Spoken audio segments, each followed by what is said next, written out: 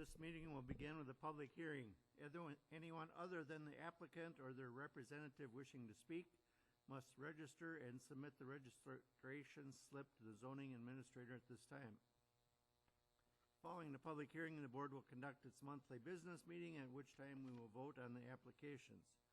You may stay for the meeting and hear how the applications are decided, or you may leave following the hearing. The applicant and the town board will be sent a copy of tonight's decision. Any other person wishing to receive a copy of a decision can sign the sheet at the table at the front of the room. Those of you wishing immediate knowledge of the outcome of these proceedings may call the county zoning office tomorrow morning.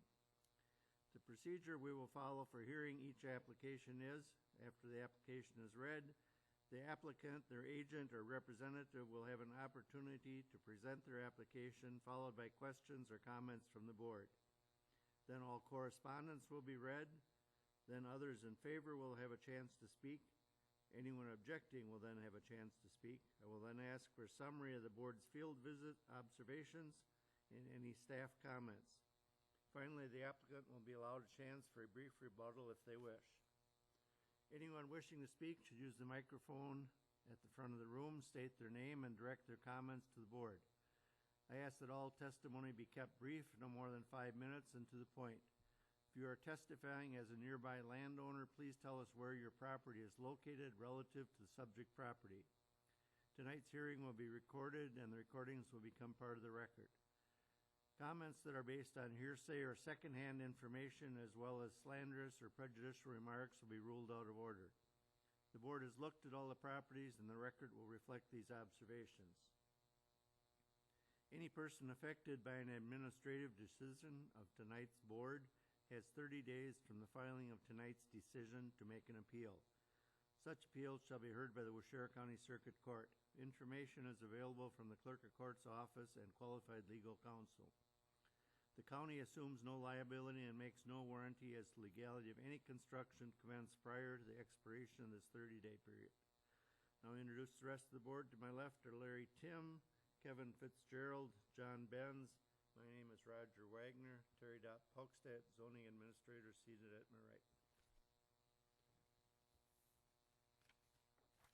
First variance to be considered tonight, Dr. Marilee Shade Brown Trust, Denver, Colorado.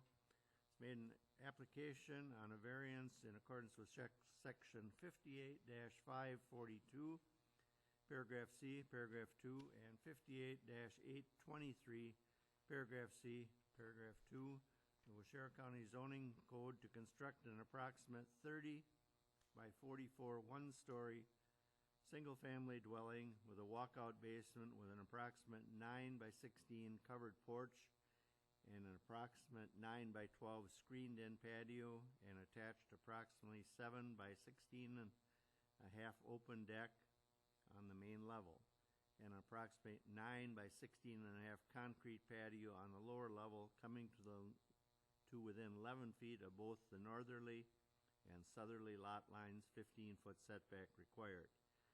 Existing dwelling to be raised on a non-conforming lot, non-conforming due to lot width and square footage in the RS-20 residential single-family zone within the shoreland area. Location: a parcel of land known as Lot 51 of the plat of Camp Revere, being part of Government Lots 3 and 4, Section 2, Town of Springwater, Pine Lake, N7105 East Pine Lake Lane. Is the applicant here? Would you come forward to the microphone, please? Yes. State your name for the record, please. My name is Jared Brown. Okay. And Jared, are you related, or how are you? So I'm the sole beneficiary of the Marilee Shade Brown Trust. My mom has actually passed away and left the property in the trust, and then that will pass to me. Okay. Do you have anything further to add at this time? Otherwise, we've got some questions. Yeah, I think I'll probably say everything, just answering your questions. Okay. So. Has there been a recent survey out there, and do you know where the lot lines are? Yes, there has. And stakes are recognizable? They are. Okay. Have you talked to the neighbors in the town board about the project? I have. There should be correspondence from both neighbors kind of approving and giving their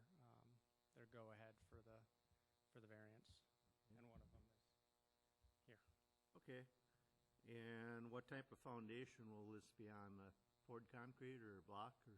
I believe it's poured concrete for the walkout basement, and then I assume that it'll be a slab in the basement. And how far above existing grade will the first floor elevation be? It'll be about 20 feet from the existing grade. So The first floor? that'll be to the roof. So I guess I don't understand the question. I apologize. What ground level you got out there? Are you going to be basically walking into the house, or are you Yep. going to be going up? Yep, you'll walk into the main floor from the road side, and then on the lake side, it'll be, 9 feet down or whatever. We're on a hill. But I Ev- mean, Even walking in on the lake side, there's a couple of steps, so the first floor will be 12 inches, 2 feet.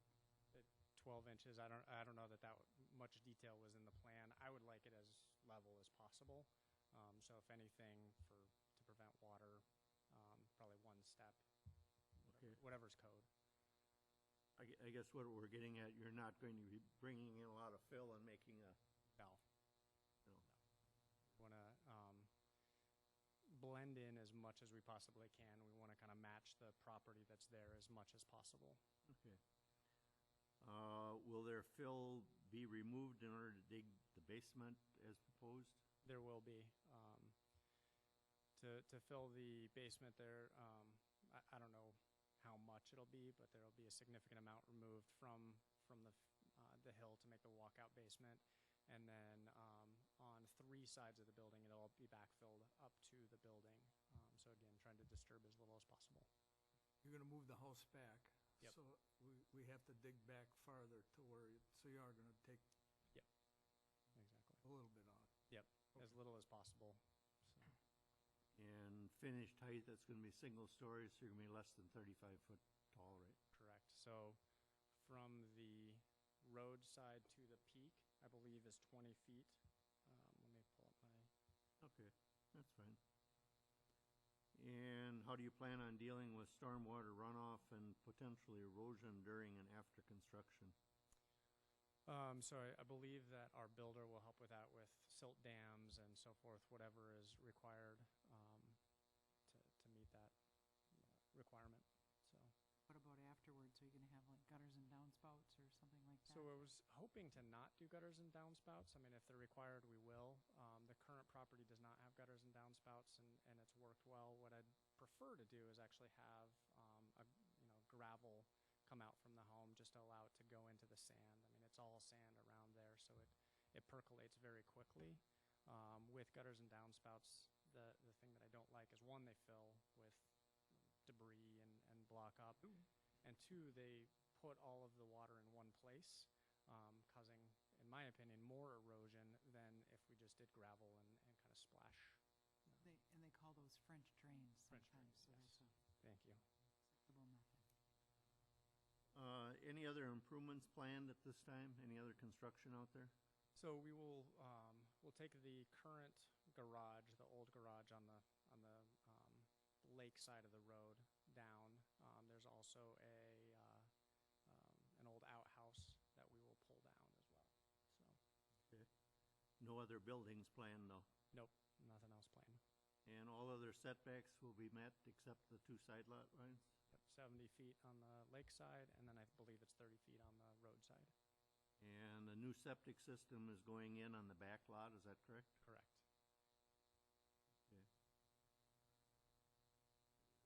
Is that an Indian mound back there, or does it just appear to be that way? I don't know.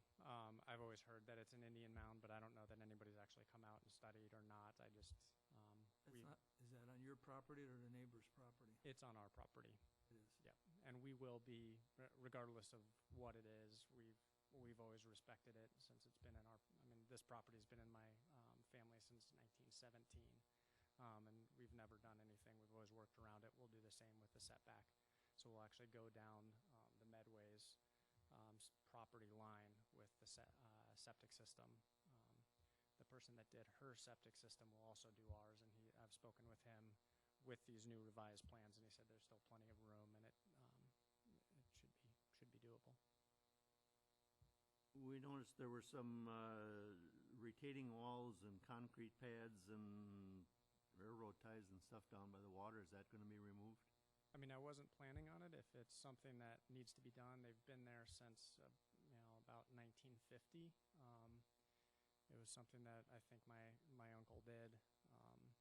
And, I'd prefer not to disturb them.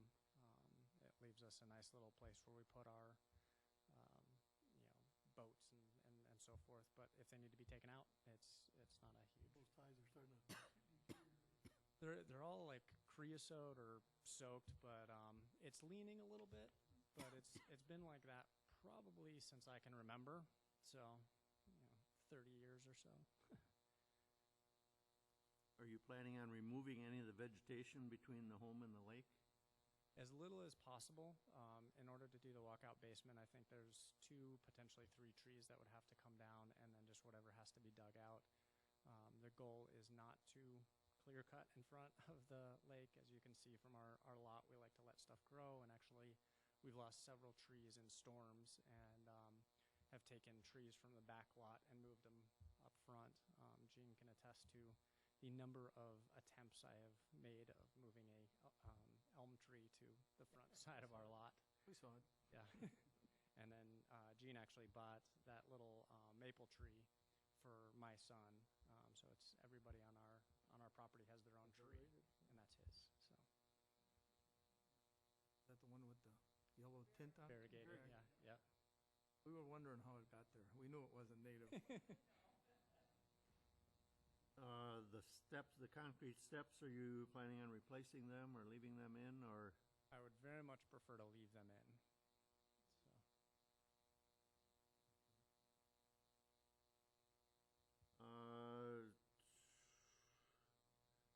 You're aware of what permits you're going to need to complete the home? To a certain extent, for the most part, I'm going to allow the builder to do that and make sure that he meets all codes and pulls all the correct permits. You've chosen a builder and plans and everything already? Yep. And how are you going to dispose of the old cottage? I believe that Ken will recycle what he can, and then I guess the rest goes to landfill. I don't actually know. I haven't asked that question. So your builder's gonna arrange that? Yes. Because in older cottages, sometimes there's asbestos, so there's certain requirements for that removal Okay. as well. So we just wanna make sure that that's done. Sure. I mean, our builder is going to be KG Builders, so they've got, from what I understand, a really good reputation. They built the Van Dyke's place right next door, and very similar situation. They removed the existing cottage, and so. How old is that cottage, do you know? The concrete in front, which was put in after it was built, was 1922. So for my records, I think it was built in 1918. And then it's had some modest updates. Like the screened-in porch on the front was converted to living space and so forth. So Are the steps that old too, that go to the lake? I would assume that they were with the original concrete pour. But they're in fantastic shape. There's no cracking. None of them are broken, and you can see some of the aggregate for sure. But Keep the pine cones off those steps and you won't have any problem. yeah. What kind of timetable are you on as far as building, if an approval were granted? So we would like to start, it probably won't start until about May of next year is probably the timetable we're on. We were originally looking at starting this winter, but we've got to go through the financing process and so forth, so we'll see. Probably remove the building during the winter time, is that the plan, or? I don't know. I mean, if that's a advisable plan, that's something that can be done. That's up to your contractor, I guess. Yeah. Whatever easier for him. Yeah. And whatever's easiest on our dirt road. Because I know if I leave a lot of potholes in that road, I'll hear about it from Gene and the entire board. So Some of these we deal with are farther down the slope, and they have to come across the ice in the winter and do them, but you're not that far down. But I would talk to my builder about it. okay. And then I did have one more question. Are you 11 feet on both sides even though the lot narrows? Because I think we did have one site plan that had 10 feet on it instead of 11. So I Yeah. just want to make sure we've got the right distance. I believe that we do. So I worked with Lindsay, and I believe that the lot gets wider as you go back from the lake to where it straightens out. And so at that point, I think we're 54, 55 feet wide and 57 at the back. So that 11 is based on the best math we have currently. So I hope it's right as well. Is that what we measured out there, Kevin? Weren't we measuring 10? We measured 10 to about this far away from each wall. Pretty close. It was pretty close And to that 11. cottage is 30 feet wide too. It was about between 10 and a half and 11 when I measured from the stakes that he had there. So he's got a little wiggle room there. And really what we're trying to do is just replace the existing cottage with something a little more. Any other committee questions?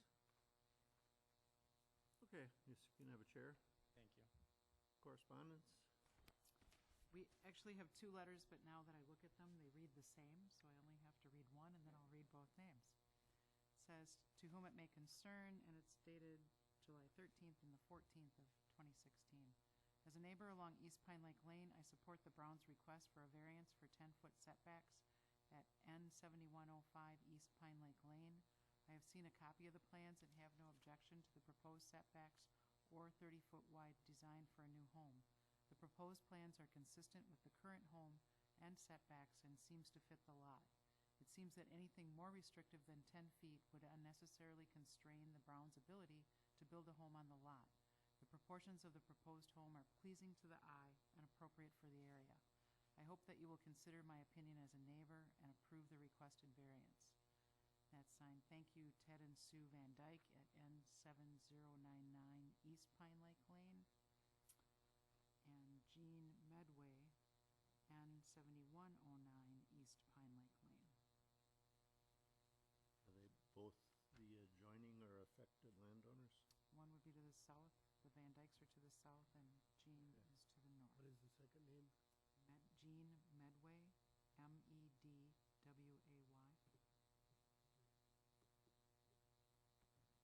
That's all the correspondence? That's it. We are registered to speak in favor, Jean Medway.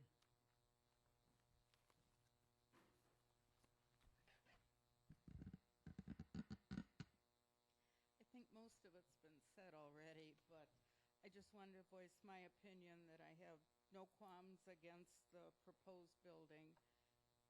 The footprint width-wise is what's been there for many, many years. I don't see that it's going to affect any of the neighbors or any of the lake property around us.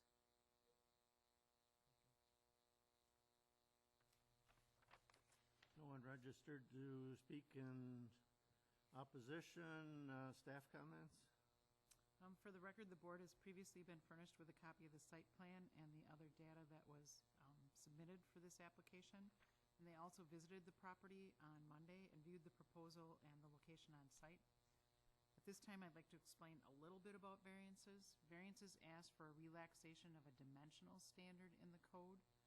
The decision to grant a variance must be backed by substantive reasons, which include, number one, that the code is unnecessarily burdensome and that the landowner is not able to enact a permitted use without a relaxation of the dimensional standard. Two, there are unique limitations on the property that prevent the landowner from meeting the required dimensional standards. And three, if the variance is granted, no harm will be done to the public interest or the zoning code. It is the applicant's responsibility to present the case and provide the burden of proof as to why the variance should be granted. Personal situation of an applicant, financial hardship, convenience, growing families, nearby violations, none of those can be considered as valid reasons to grant a variance.